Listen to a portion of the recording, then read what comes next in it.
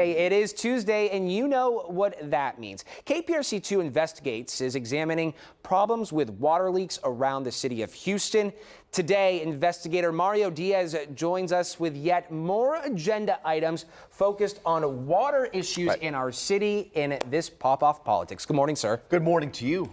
How's everything? Everything so far is good. It's been a busy Tuesday. I know it's a busy Tuesday for you because you are examining and addressing several infrastructure items that some are calling unbelievable. Or unreliable. Unreliable is another word that we've heard. And we've been hearing from so many viewers about this, for quite some time. And we've seen KPRC2 Investigates Amy Davis, our producer Andrea Slayton over the past year, really dig in and highlight the massive overcharges for people's water bills. But what we're looking at today is more money being spent for an infrastructure that all agree is well past its expiration date in so many areas. And this is really bad for so many folks. You know, you see gushers popping up around the city. It's kind of like, in those Formula One races where the winners come out and they come out and they go like this with the champagne afterwards.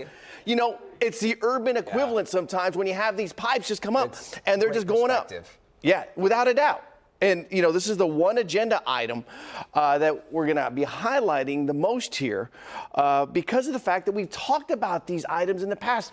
They're called emergency purchase orders. This is the case once again. And the city, Zach, they've spent a lot of money here on this stuff. How much money are we talking about? About $80 million. $80 million so far this year that they have spent. And not to mention here, it was just $48 million that they approved 2 weeks ago. So that's the issue here with these EPOs, these emergency and this is, keep in mind, this is money that was not slotted at the beginning of the year. Last year it was around 30 million. It's up 80 million. Now you're talking $80 million. All right. So what are you looking at within this for this week? All right, the agenda item. Let's get to it. This is what we're talking about. Here is the agenda item.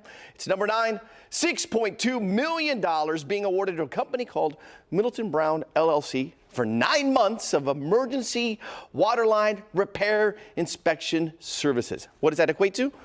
About $700,000, just about, well, really to be exact here, $690,000 a month. And Mario, I understand you're working on an investigation about the money being spent on these repairs. That's right, we are. This is an issue that just didn't show up overnight, okay? Yeah. It's been discussed here for quite some time, but we're all paying for it at the end of the day. In fact, as we indicated earlier, over $50 million compared to last year. And on Thursday at 6 o'clock, we're going to be examining this to show you exactly where is the money going here. Yeah. Are you able to talk to city leaders about this? We both kind of chuckle about this, right? Because we kind of know that this is always a challenge. So when we show up, KPRC2 Investigates and say, when Mario shows up. Well, no, that's what other people say. But anyways, so I will tell you only one. Yeah. Only one so far has gone on camera with me about it. And that's only because we tracked him down at a luncheon yesterday, less than 24 hours ago. But the city is not making anyone available here to sit down and answer some of the questions that we have.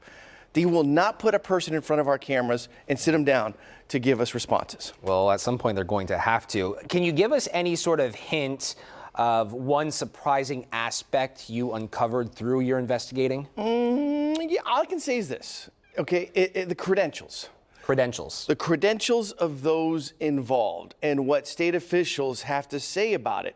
Again, this pattern of seeing these EPOs regarding waterline repairs, well, expect more to come because of the fact that we have such an aging infrastructure. And at the end of the day, that's going to impact all of our pockets. Yeah. And it's very frustrating for so many people in this city. Again, you just drive around, you can just see. We get emails all the time. Yeah. I mean, and when you drive around and you identify these locations, then you drive around 2 weeks later to the same spot and it's still there. I'll never forget, Joel Eisenbaum did a great report one time where it was gushing. He grabbed a bucket.